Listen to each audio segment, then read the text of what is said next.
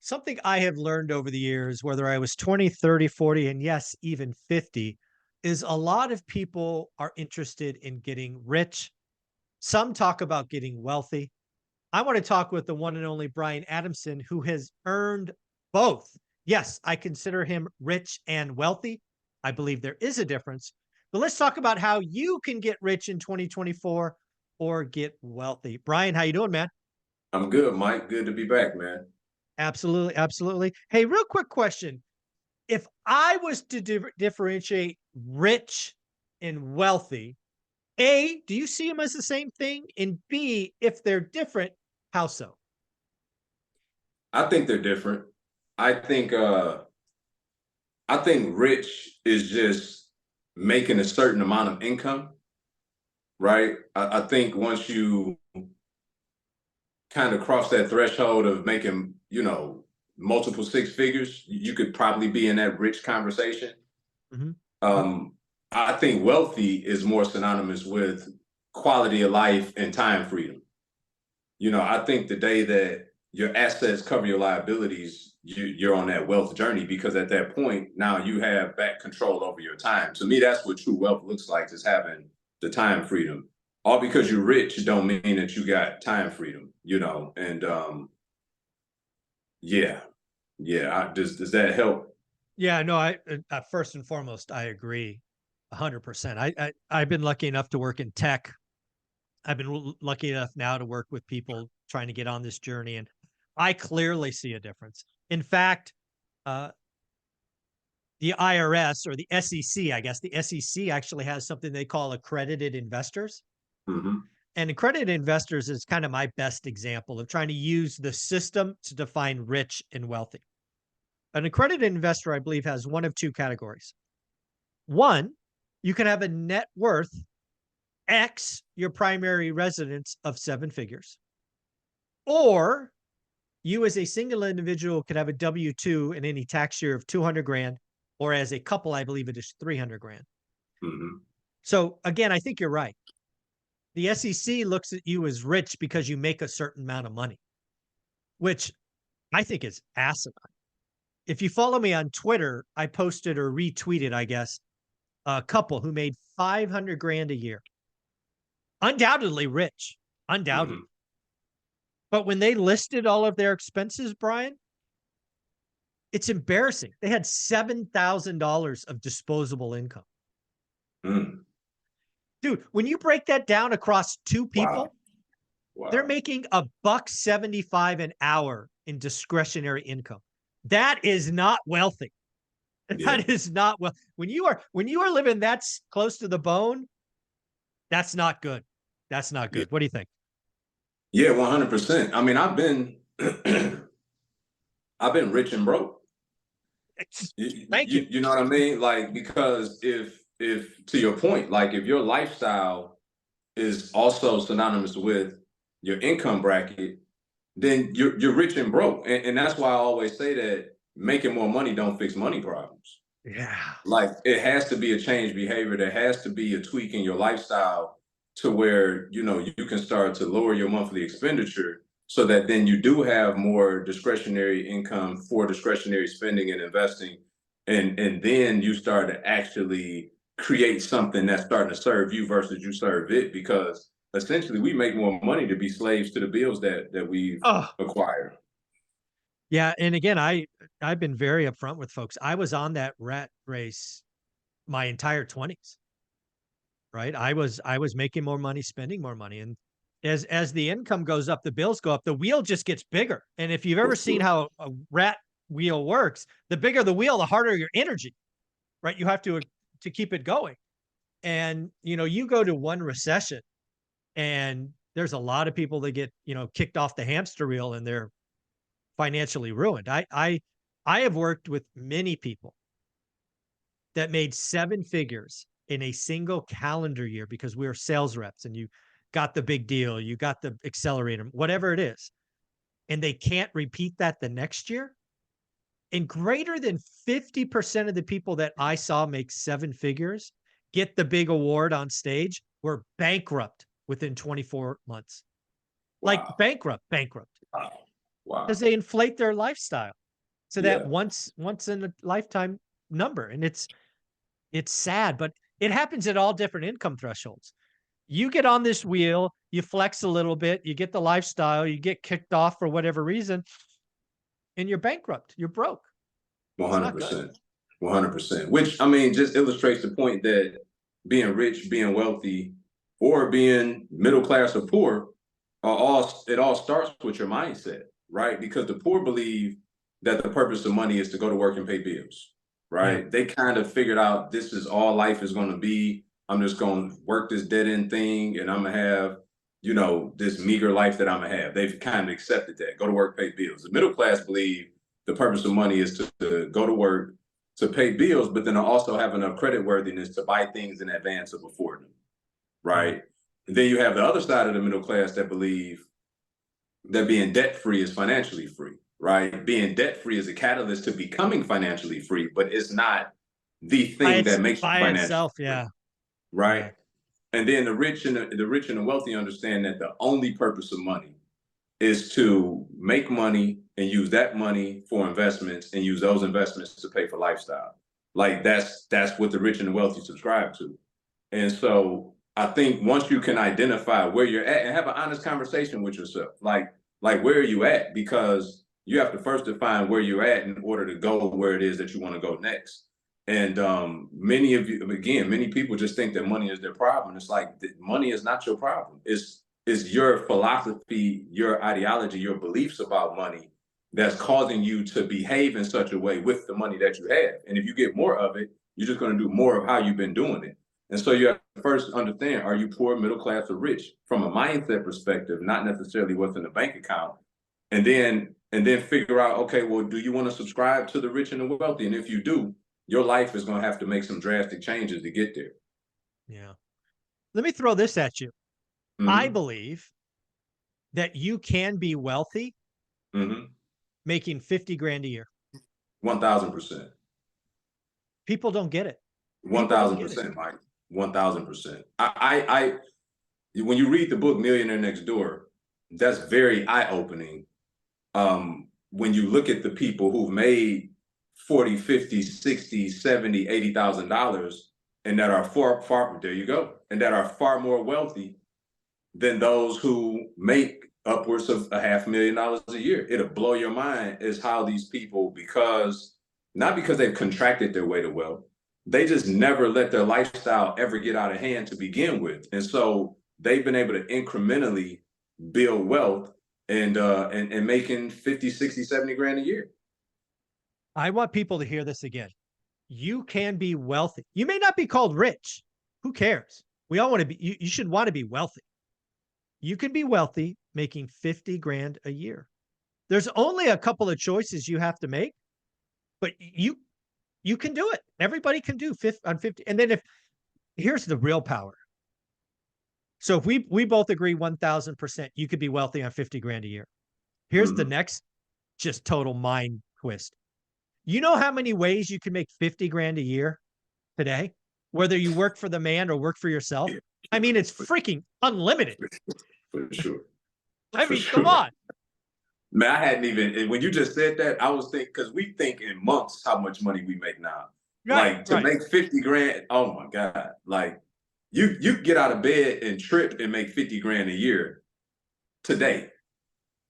I Yeah. mean, just by listening to podcasts, by reading a couple of books, by going and buying a course or attending a seminar, like literally one of the four of those things, if not a combination of all four, can put you in position to make 50 grand a year without ever having to answer to anybody. Yeah. So you could be a solopreneur. One of the things that I'm really some so again, I love talking to you because we see the world differently, but the same, if that makes sense. Right. I think 100%. you're definitely much more big picture.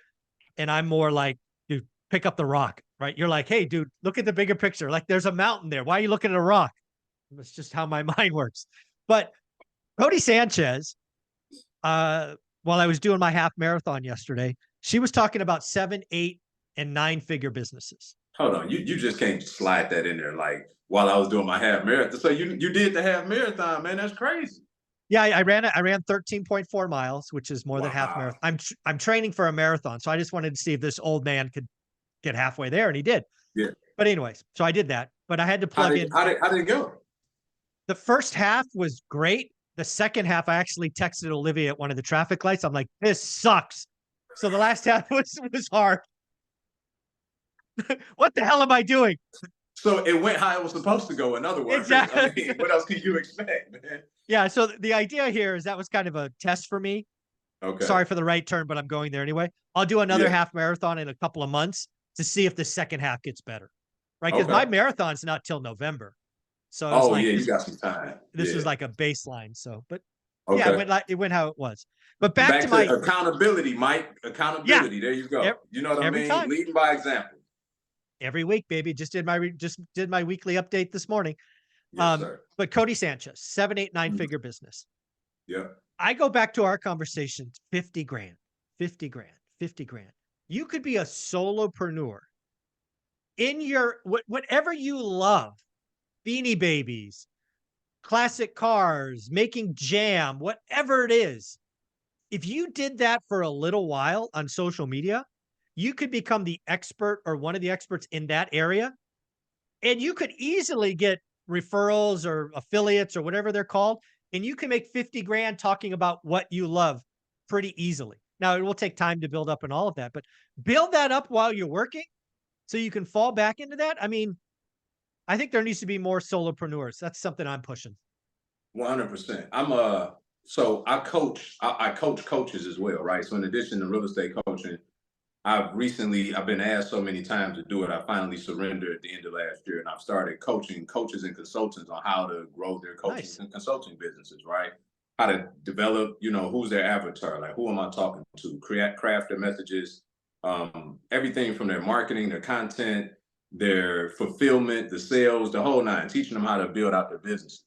And to your point, Mike, I'm working with a young lady right now who was able to get away from corporate America. She was making 180 grand a year doing corporate sales for a tools company, and what prompted her to leave so quickly was her dad passed away. He was like the mentor in her life, amongst other things, and she said that she started to come face with her own mortality and was like, why am I doing this?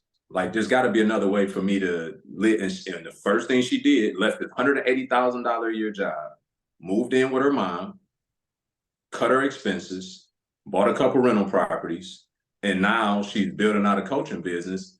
And well, I should say a consulting business that probably will evolve into a coaching business. But she's starting with helping people who have lost a parent or a loved one get over grief and basically, tap into their dreams and show them how to turn their dreams into dollars. This is a classic example, and she's going to make far more than $50,000 a year doing it, and she's going to enjoy herself while doing it. That's the beauty of, I think it's easier today. And again, disagree with me. It's easier today to make that 50 grand than it was certainly 20 years ago, right? Oh, 20 for years sure, ago, I had to sell my hours, right? Today, I could sell my passion, for sure. right? Social media, the phone, all of this has just enabled you to put out some. That's the beauty of what I think we have in front of us is if you're a Gen X, you're a baby boomer, you're a late stage millennial, you've been doing something for 10 years. You have that itch, that thing that you want to, you have real life experience that can help others, right? You just need that avatar and it doesn't need to be millions of people. We all don't need to be Graham Stephan with 4.6 million. We get 4,600. That's enough. 100%. And to your point, Mike, 20 years ago, it wasn't just selling your time. You had to buy a degree, then sell your time. Yeah, exactly. Exactly. Yeah. Right? I Yeah, mean, it was, and yeah, today it's like it's a joke, like college, like who does that? You know what I mean? And I'm not against it, right? I've been there, done that, got the trophy as you did, but it's just I the got a fact couple that of them. I got a couple. it's just not necessary, and don't waste your money. Like, go find an area of focus, go spend a fraction of that on a seminar. If you're gonna spend some money in an area, like literally just figure out, like this past weekend they had Podfest here in Orlando, right? Like if you want to start a pod, go get in one of those rooms. I don't know what the Yeah. cost was, but I guarantee you it's a lot cheaper than college, and Oh the yeah. upside is a lot bigger for you, right? Guaranteed. And we gotta get out of this traditional way of thinking and really understand that we're in a different era now, man. And if you really lean into that and can get rid of all this archaic ideology that don't serve people at the highest capacity now, you can really create a life for yourself that that you probably don't think that is possible for you right now. Just leaning into those things that you're already passionate about and putting some framework and structure around it and finding other people that were you 5 years ago and go talk to those people. Yeah, that's exactly what I'm seeing now is you got to get in rooms being, the generic around people that are just a step or two ahead of you. It does annoy me that a lot of people that don't have a rental, they look at Grant Cardone with, I don't know what it is, $10 billion dollars or whatever, and they're like, I want to be that. I'm like, dude, that's great and all, but why don't you just get one, Yeah, right? yeah. The chasm is just so big. Yeah. Honestly, Mike, to your point, I think that prevents a lot of people from even starting. I agree. They're like, You, it's you too know, big, not possible. absolutely, absolutely. Or thinking that because what you tune into, you turn into. So if they aren't exposed to the normal rooms, I would say, and the only thing that they're privy to is the likes of a Grant or one of these other big boys or girls, Mhm. then you almost think that whatever it is that they're doing, you never will qualify to do it. And so to your Yeah. point, you do have to get in rooms around other people so that you can see the parity amongst the room. Because every time you go into those rooms, Mike, as you know, like there's a couple that top 1 to 10%, but then Mhm. there's a lot of parity amongst everyone else. And as you talk to them, you figure out that people are all in unique starting points or in unique places in their business, and then it started to normalize to you. Oh, this actually is attainable. Yeah. Yeah, one of the things that I love that's just a happy accident, right? You're gonna be a part of the ORAD event 17th and 18th in February. Dude, it's less than 3 weeks away. Can you believe it? Crazy, crazy. Crazy. Um, but there's gonna be a room of, roughly 350 people all going the same direction. Now, they may have different numbers on the scoreboard, but I guarantee you, everybody in that room is going one direction. Mhm. And that is gonna be amazing to watch. It's like I didn't when I agreed to do the celebration, I had no idea how excited I would be to be in a room of 350 some odd people going one direction. Yeah, That's awesome. that is encouraging because I've been thinking about the audience. I'm always sensitive to that, right? Especially when speaking.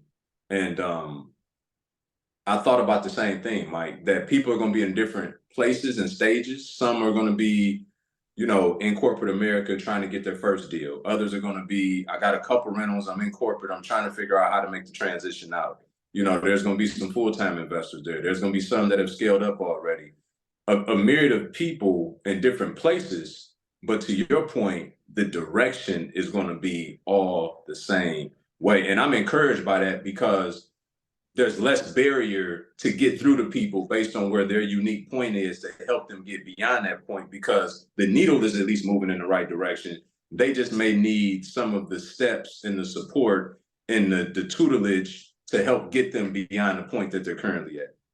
Yeah, I have this analogy I use with the three amigos. Right? There's the drunk idiots in the parking lot. There are people that paid the ticket or in the stands, and then there are people on the field. Mhm. I have a particular frustration with the drunk, loud idiots in the parking lot. None Mhm. of those people are going to be there. Everybody will be in the stands. They paid the ticket, they're there, or they'll be on the field. Mhm. And that's just going to be just amazing to be a part of. I Yeah.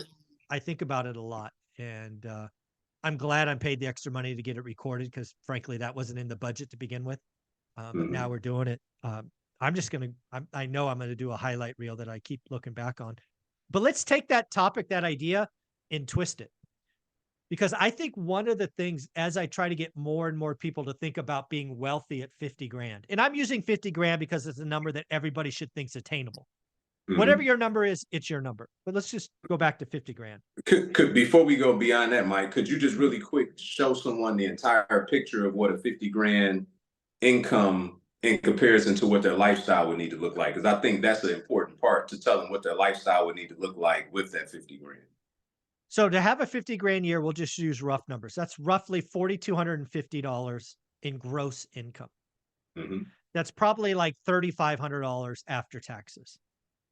So what that means is your fixed expenses are significantly below that. And I would hope they're, $2,000 or less. But how do you get there? Well, you have to make some choices.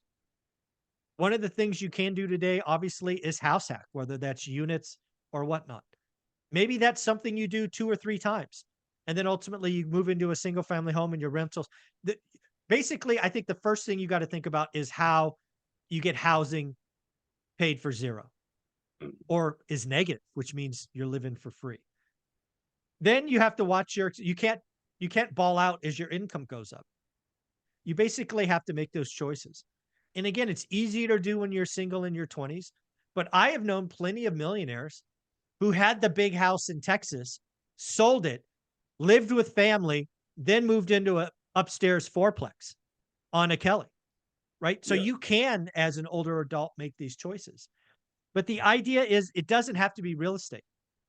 You and I have multiple income streams now that Hmm. are north of 50 grand all by themselves. Hmm. Everybody can do that. I don't care where the 50 grand comes. It could be flipping on eBay. It could be Etsy stores.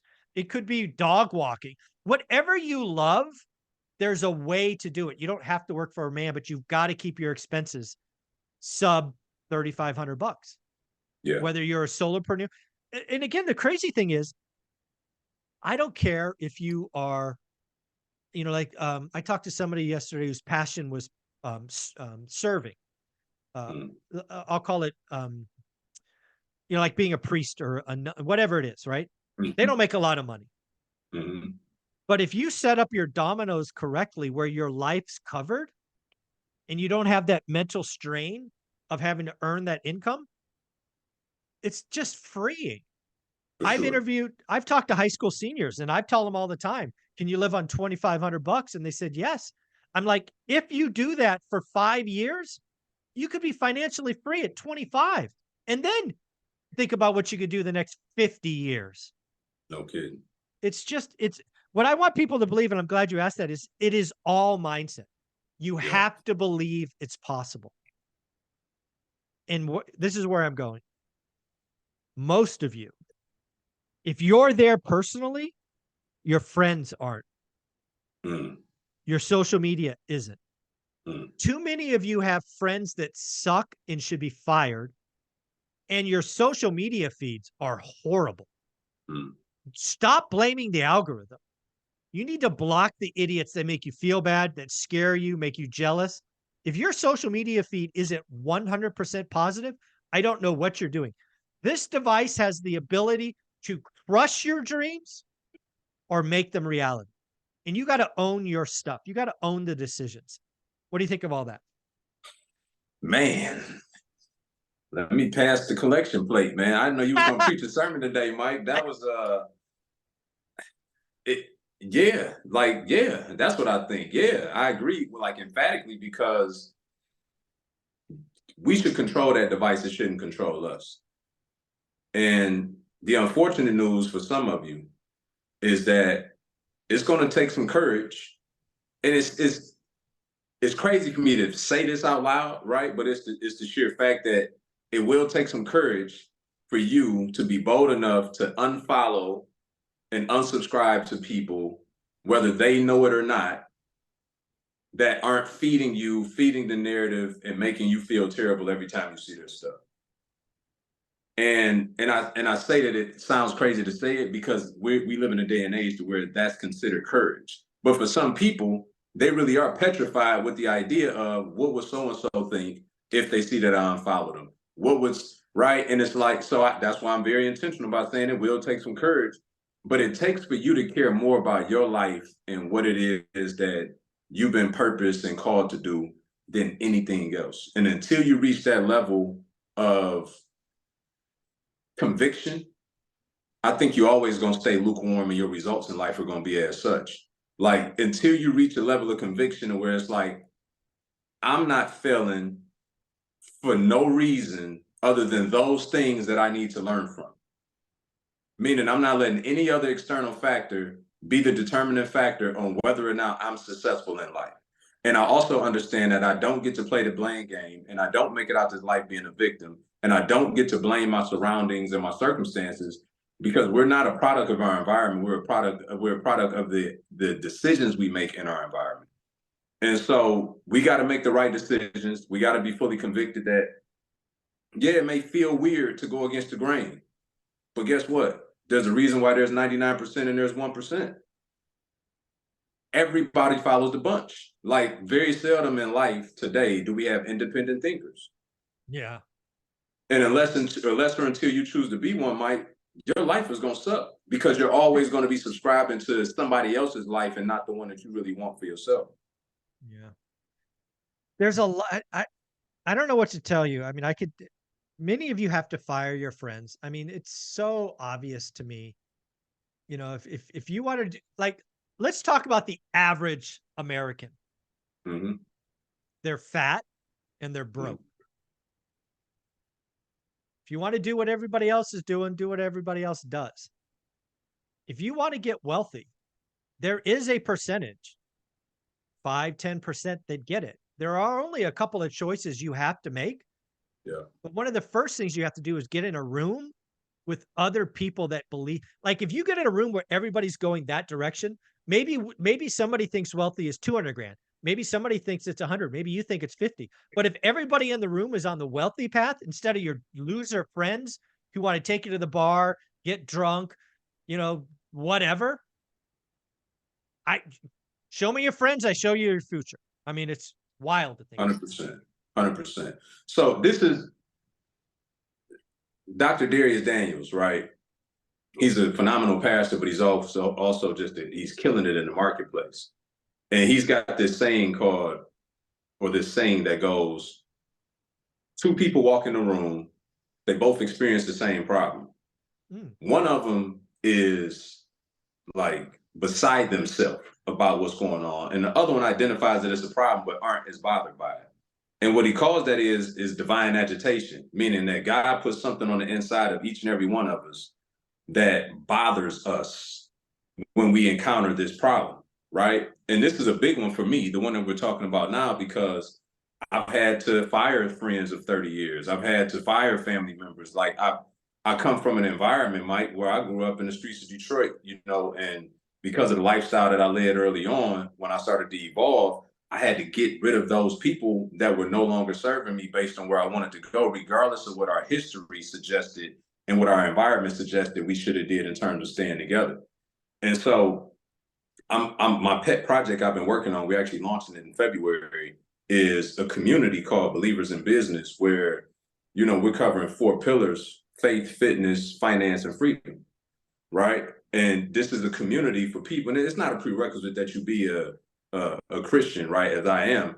It's just for those that want more out of life, that are unfulfilled, that have a void, and they want to get stronger in every aspect of their life: faith, fitness, finance, and freedom. Because I think when you get that core 4 down, then you really start to see true success in your life, right? I've had times where I had the financial success, but I was wrecked inside. I was rich and miserable, like I would call it, my miserable millions, right?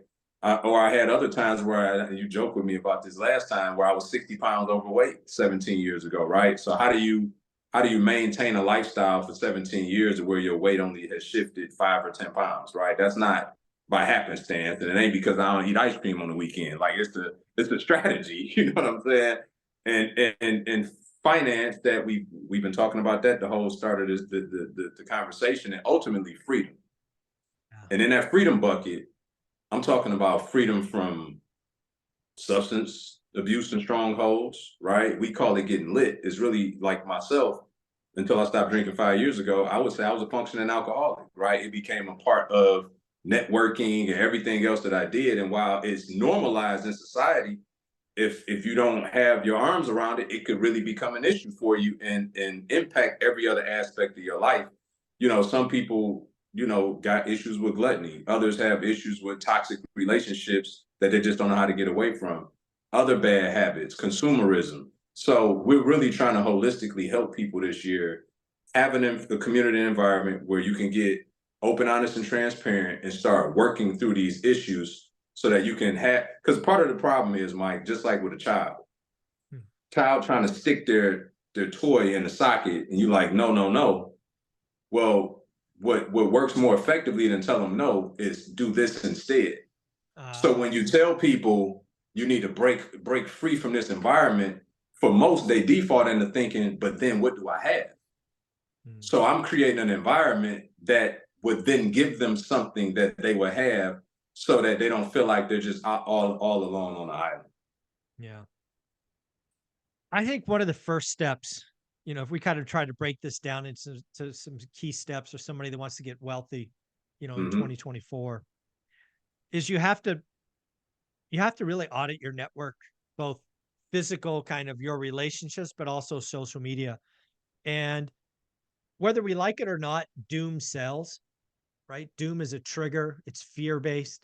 You know, way back to our historic brains, we're wired to fear is more prevalent than feeling good. It's how we stayed Hmm. alive. Hmm.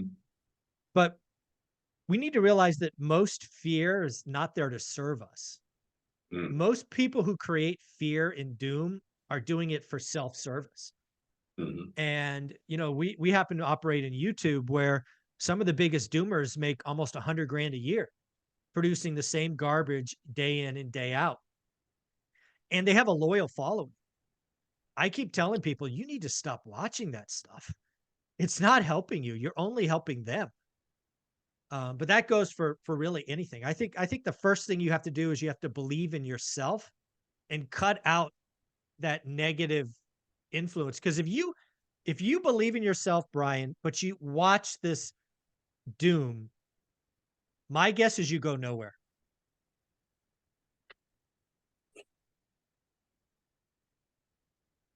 I would say so. I would say so. At some point, because again, what you tune into, you turn into. At some point, you're going to believe them more than you do in yourself. And the reason is for most people, you still have such a shallow level of understanding the thing that you're attempting to do Mhm. that if you consume too much of that, it completely cannibalizes the little bit that you have.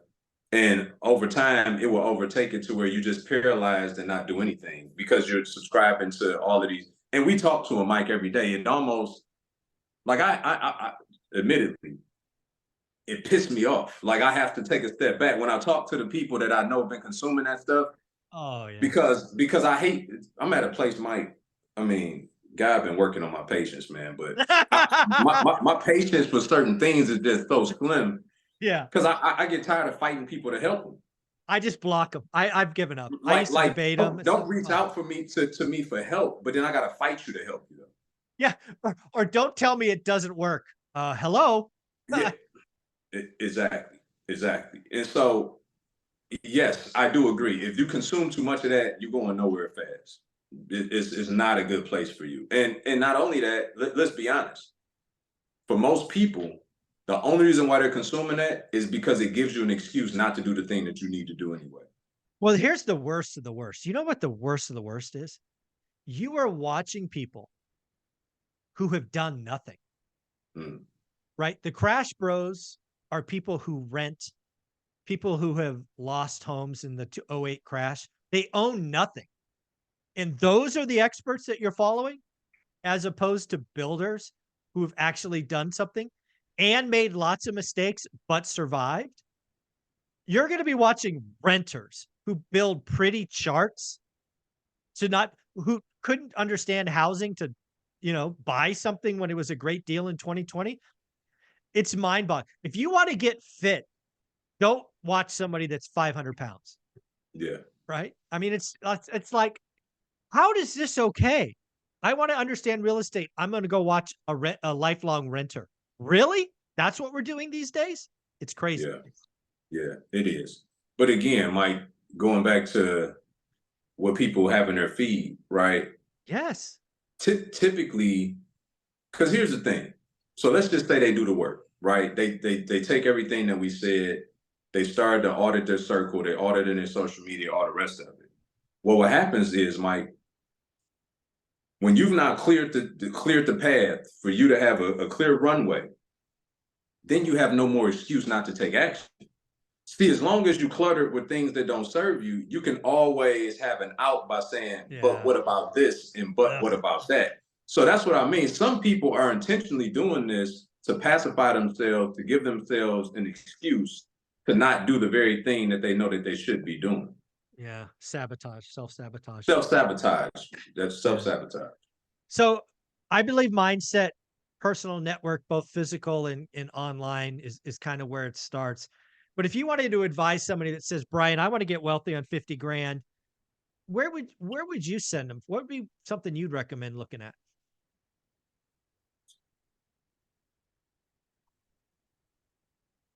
It wouldn't be real estate first. I agree.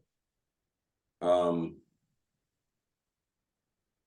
which is crazy coming from me and you, right? Yeah, Like, but exactly. I know the viewers are like, hold on, wait, what are What we they just watching say? right now, right? But I would start with, to your point, 10 years qualified you as an expert, right? Doing something. What do you do for your big corporate employer that you can go and do for a small business that needs those services? Like, I think that's like that's the least path of resistance. Then after that, I would say, what are you passionate about? What are some unique life experiences that you've been able to overcome or do really well that you know other people could also use that help, I right? agree. I agree. Then the third thing I would do is I would go get a high income earning skill, right? And while real estate would be one of them, I would also look at maybe writing copy, becoming a copywriter. That's something that you can do in batches and tranches and still have a lot of time and quality of life in between. But as a high income, I mean, people pay $3,600, $5,000 for a batch of emails like that. Just imagine you do 10 of those in a year, that's 50 grand. So go get you a high income earning skill that you can charge for, become a solopreneur, and just charge people for those services, you know. And so those would be the three places that I would start. I Transition for what you already do at work. The next one will be define your passion project, right, and go monetize your message. And then the third thing will be go pay for a high income earning skill. I love all of that. And I agree with you. I think if you really have the mindset that you can be wealthy on 50 grand, which means the 50 grand is more than you need to live and you have disposable income after that. I don't care what it is. Go if you can turn your passion or hobby into that, and I want everybody to believe it's possible. There are ways to do it today. It's never been easier. Just build while you're still working. That way I hate the whole burn the boat. Nothing pisses me off more than saying, just quit your job, go all in. Yeah, I get it. There's a couple of success stories, but there's some massive failures. And I don't recommend it. I heard Ed Milet talk about 92% of the people are employees, only 8% are entrepreneurs. Feels right to me. But if Mm, you're part of the 92%, take your hobby and start to figure out how to monetize it. Get in new rooms with people who are already monetizing that thing. Learn from their success and failures. And in 2 or 3 years, you're going to have a couple of income streams that might get you there. And then back to real estate. Once you have the disposable income, you stack assets, and assets are real estate. But go go do you. What lights you on fire? What could you talk about for free with no preparation? yeah, Welcome to your future.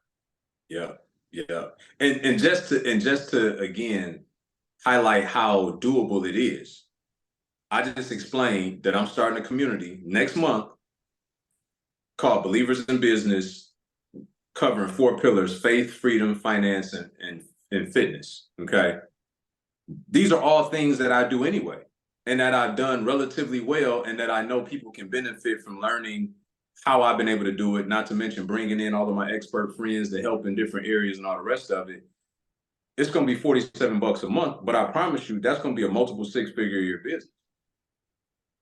So, Okay. and again, I didn't have to reinvent the wheel. I'm just taking something that I've been able to do that served me and my family and my sphere of influence at a high level, to where now I'm gonna serve more people doing the same thing. So we don't got to overcomplicate it. What we do have to do though, and this is very important, when you go out in the marketplace, don't think for the marketplace, think from the marketplace.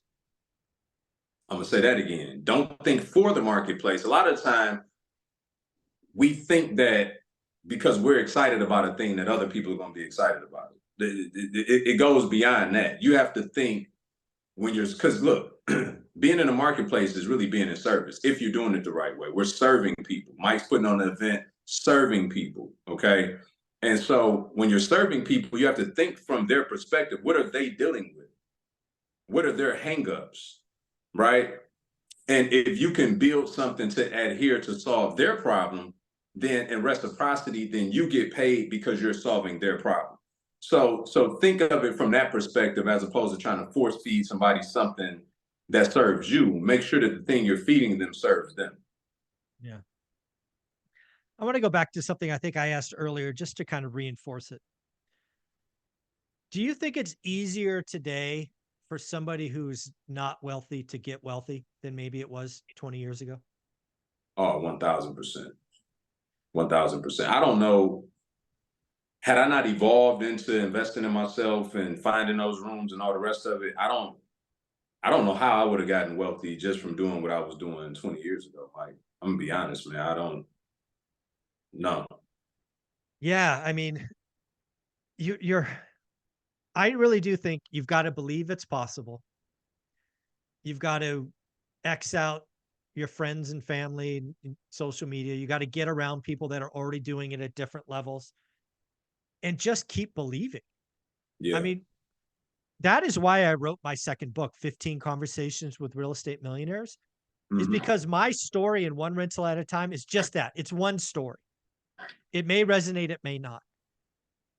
There's there's dozens, if not hundreds of ways to get wealthy in real estate or business or other. That's why the second book was there, because I wanted to write 15 unique stories about how people did it. And because again, it's so important to have that rock solid belief. I personally, for the first 5 years of getting wealthy, I did not know if it was going to work. It's Hmm. hard, it's slow, you make mistakes. But if you're around people that's like, yeah, we made that mistake too, twist, twist, twist, we keep moving, it just would have felt better. Yeah. And 20 years ago, it didn't really exist. Today, if you're around the right people, freely accessible. Books, Yeah. podcasts, seminars. 100%. I think, excuse me. I think if we just look at it from a perspective of when you go get a job at an employer, right? For many people, you don't really know if you can do that job. Mm. Even if you had experience at a different employer, like every company is different, the culture is different, the systems and processes are different. So when you're going to sell yourself on a job interview, you really don't know that you can do the job yet. You're just focused on, this is the money I want to make. I'm about to go in here and sell the heck out of this opportunity to get my foot in the door. Right. And so then we get there, and guess what they're going to do? They're going to train us. And not only are they going to train us, but they're going to pay. If you got a good job, they're going to pay to send you out for training, and they're going to invest all kind of money in you before they ever seen you do a thing. So they've agreed to pay you money to upwards of six figures to do something you never done. And then they're going to make another investment in you to make sure that you have all of the resources and intellect adequate enough to then put you in the best position to go out and perform this thing. I highlight that for this reason. That means that an employer views you as an asset. The problem is, at some point long ago, you stopped viewing yourself as an asset. And so if that employer is willing to pay you $100,000 a year, best believe they're making an investment in you in those first couple of weeks, because they're going to make $1 million a year off of your production. And so The formula works, the methodology works. You just need to work it for yourself. Stop allowing everybody else to leverage you as an asset and start leveraging yourself as an asset. Go make some investments in yourself. Get the tutelage. Understand that going to start a business is no different than you not knowing how to do that job at first. You got to go get around other people that are resourceful, that can help you to understand the things that you need to do to go to build it. This has been a lot of fun, folks. Again, believe in yourself, believe it's possible. Again, there's a difference between rich and wealthy. I want you to be wealthy, not only in finance, but in health, in faith, in freedom, all of those things. Brian, where can people check you out? Brian Adamson Official on YouTube, Brian Adamson Official on Instagram. And shout out to all the ORAD family. I've been DMing with many of them, and I look forward to seeing y'all in a few weeks for sure. There you go. Thanks, man.